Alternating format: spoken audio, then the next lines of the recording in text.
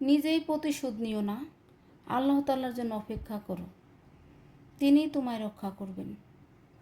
আসসালামু আলাইকুম, সবাই কেমন আছেন? আশা করি ভালো আছেন। আমরাও এদিকে ভালো আছি আলহামদুলিল্লাহ। আমি দুহার থেকে বলছি। সাথী চ্যানেল থেকে আপনাদের স্বাগতম। কাছেও দূরে, দেশে ও দেশের বাহিরে যে যেখান থেকে আমার ভিডিওটি দেখছেন বা দেখবেন, সবার সুস্বাস্থ্য কামনা করে আসছি আরেকটি ভিডিও নিয়ে হাজির হয়েছি। আশা করি ভালো লাগবে। আমি আজ সকাল সকাল উঠে আমার দুই ছেলের জন্য আমি নুডলস রান্না করে দিলাম এবং তারা খেয়ে স্কুলে চলে গেল। আর তারপর আমি একটু সময় পেয়েছি, যেহেতু সকাল সকাল উঠেছি, তাই ভাবলাম যে হাতের একটু কাজ করে নেই। তো আমার বাসায় ছিল চটের বস্তা, সেগুলো আমি সুন্দর করে সাইজ করে কেটে নিয়েছি। আর আমার ছিল একটা 3 পিস, সেটার লেস ছিল, সেটা খুলে আমি এটা দিয়ে সুই সুতো দিয়ে আমি এটা সিলিয়ে নেব।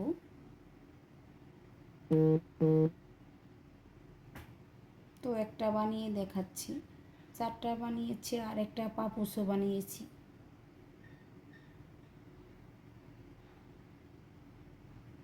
আমি এরকম ছোট ছোট কাজ করতে পছন্দ করি। আমি বাসায় অনেক কাজ করি, তাছাড়া আমি ওয়ালে ঘরে নিজের হাতে কিছু কাজ করে সাজিয়ে রাখি, আমার ভালো লাগে। তো আমার সামনে আমার এক যা ছিল, সে বলল খুব সুন্দর হয়েছে। সত্যি খুব সুন্দর হয়েছিল। এগুলা টাকা দিয়ে কিনতে গেলে 40 টাকা 30 টাকা লাগে ছোটোগুলা। তো বাসায় বসে করলাম, ভালোই। ভাবলাম যে আপুদের সাথে একটু শেয়ার করি। কত আপুরাই তো কত কিছু শেয়ার করে, ভালোই লাগে আমার।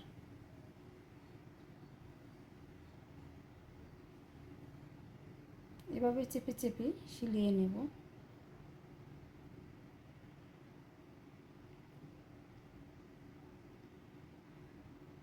খুব সহজ হয়।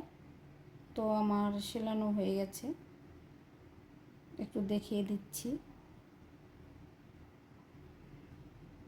তো 5টা সিলিয়ে নিলাম আর একটা পাপোশ সিলিয়ে নিলাম। খুব সুন্দর হয়েছে। কেমন হয়েছে আপনাদের কাছে কমেন্ট করবেন।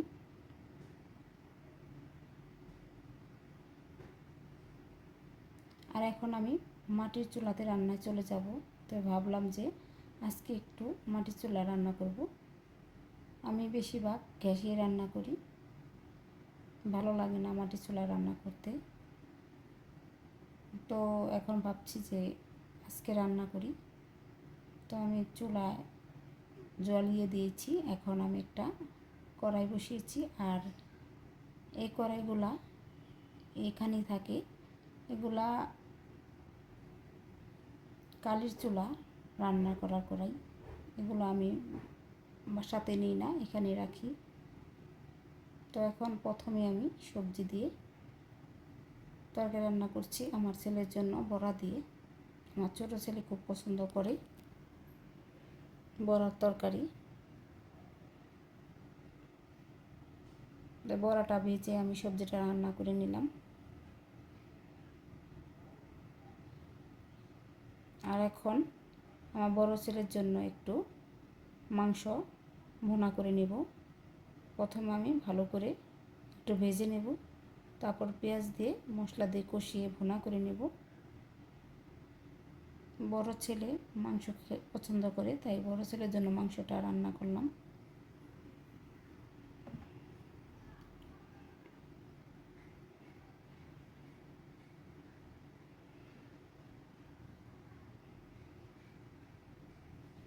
তো মাংসটা এখন আমি দিয়ে দিচ্ছি।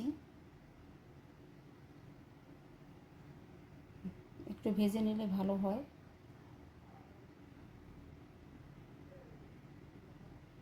বেশিরভাগ ব্রয়লার মুরগি সবাই একটু ভেজেই নেয়, তাহলে খেতে একটু মজা হয়।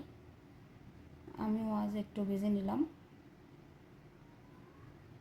আসলে অল্প রান্না করব, তো তাই ভেজে নিলাম।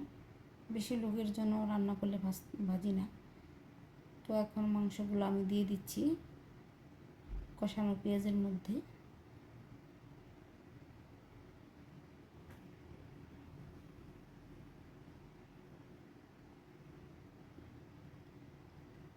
জানি না আমার রান্না বান্না কেমন হয়। তো আমার মাংস রান্নাটা প্রায় শেষ, তাই একটু জিরে গুঁড়া দিয়ে দিচ্ছি, ভাজা জিরের গুঁড়ো। যদি ভালো লাগে একটা কমেন্ট করেন,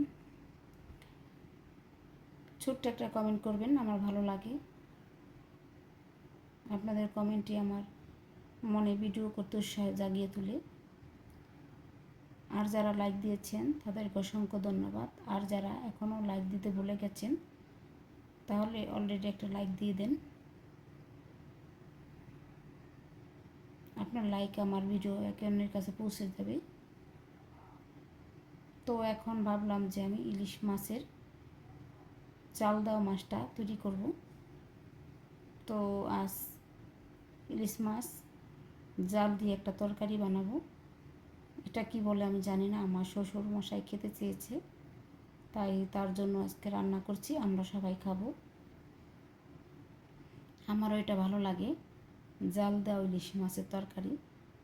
তো এখানে আমি সব যা যা লাগে সব কিছু দিয়ে বসিয়ে দিয়েছি চুলাতে।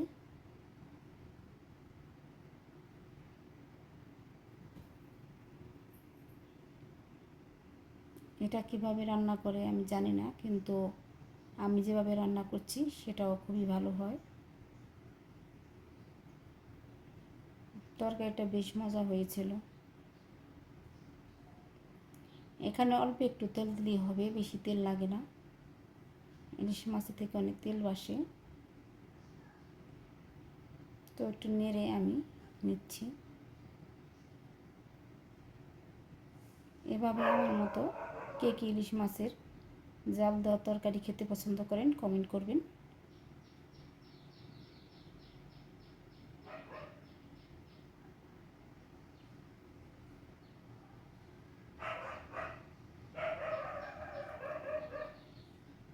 কেমন হয়েছে তরকারিটা অবশ্যই কমেন্ট করবেন। আর আমি দেখিয়ে দিচ্ছি ফাইনাল লুক আমি কি রান্না করেছি। এই তো আমার বানানো জিনিস দিয়ে আমি আজকে পরিবেশন করছি এইসব। এই তো ফাইনাল লুক, কেমন হয়েছে কমেন্ট করবেন। আর আমার ভিডিওর পাশে থাকবেন, ভিডিও জুড়ে থাকবেন। আরেকটি ভিডিও দেখার আমন্ত্রণ রইল। আজ আর নয়, ধন্যবাদ।